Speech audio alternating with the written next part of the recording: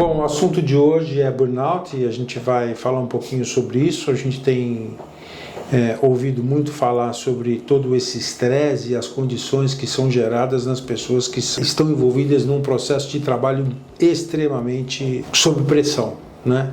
Então, Fabrício, a gente tem ouvido aqui, no capítulo anterior a gente falou também um pouquinho sobre relacionamento abusivo profissional e no anterior depressão e estresse, que a gente vê que o burnout, as pessoas acham que é brincadeirinha, é um joguinho, que as pessoas de fato, que isso não ocorre, né? Todos os sintomas que acabam gerando burnout.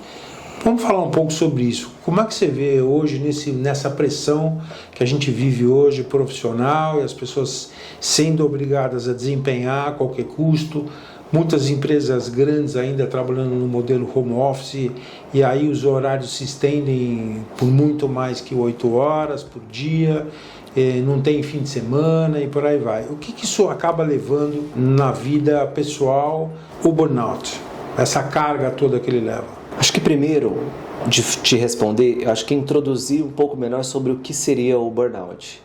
Então, burnout, a gente está falando o quê? De se queimar, de se exceder, então de explodir. Então, assim, a pessoa quando ela está com uma síndrome de burnout, então ela chegou num esgotamento. A gente tem um limite. Então, todos nós temos um limite de energia vital.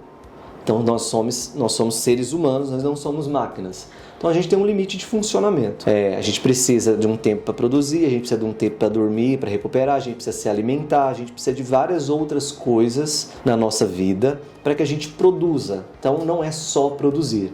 Então a gente tem uma cultura da alta performance, onde você tem que produzir mais, ser o melhor, ser um destaque. Tem isso da cultura também em algumas empresas que promovem essa questão do alto desempenho a qualquer custo, aonde a pessoa ela deixaria esse limite que ela tem mesma e produz. Não, você tem que produzir mais, a gente está com um prazo apertado, você já tinha que entregar para ontem. E vão surgindo essas coisas sempre muito rápidas e exigentes e a pessoa precisa produzir além desse limite. Então, quando ela vai para além desse limite, ela vai se esgotando, porque ela não tem uma energia a mais para fazer aquele trabalho. Então ela tem uma quantidade que se esgotou.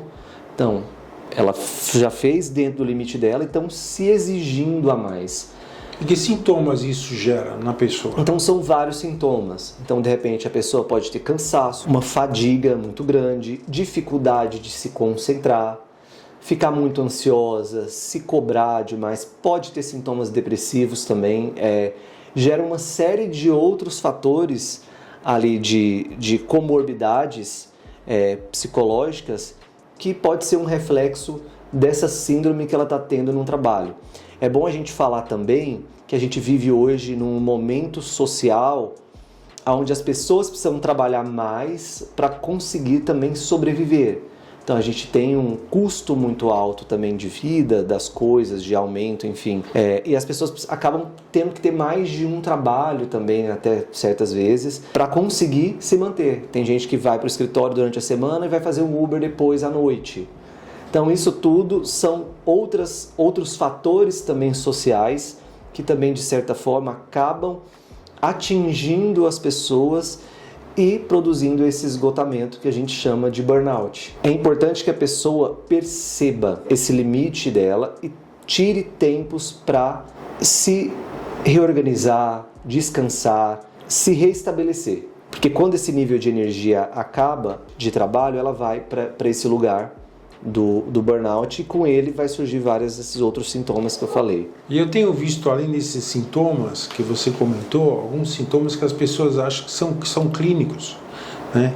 Alteração cardíaca, formigamento nas mãos, nos braços, né?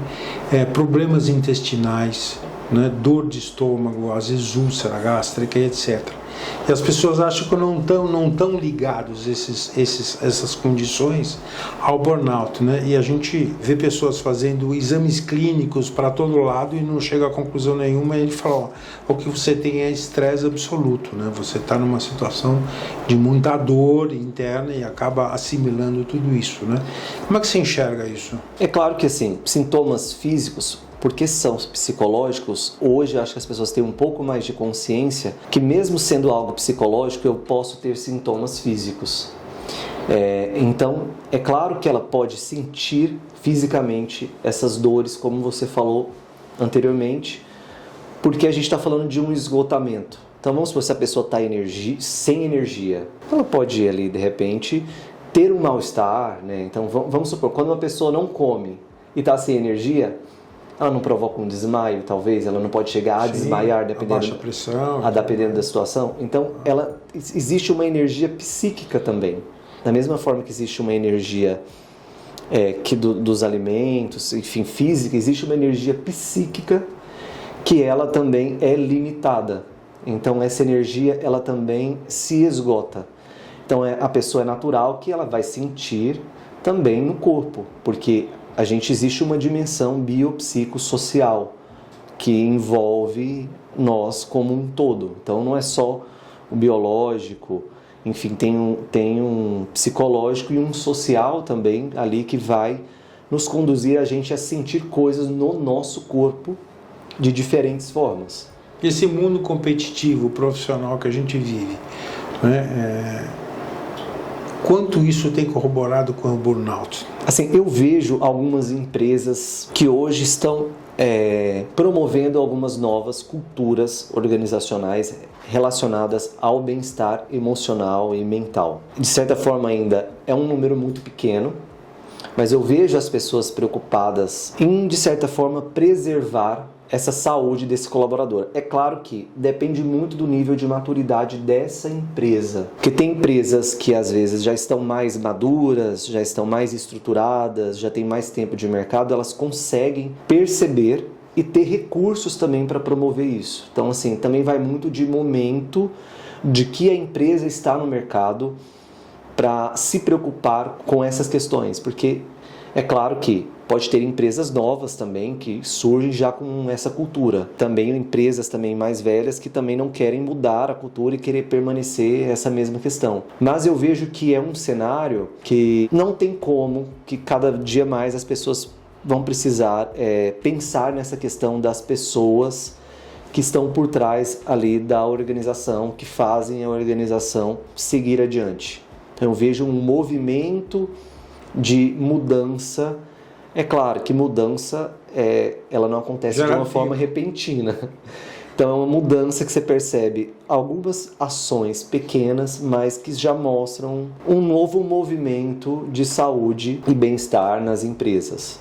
E aí é claro que cada empresa tem o seu próprio tempo para se adaptar e também estágio que ela esteja de desenvolvimento para poder lidar com essas questões também. Porque assim, eu entendo numa questão de saúde o que isso pode gerar, mas eu sempre costumo falar que toda situação tem dois lados. Sim. E do outro lado a gente também tem um empregador que de repente de como ele esteja.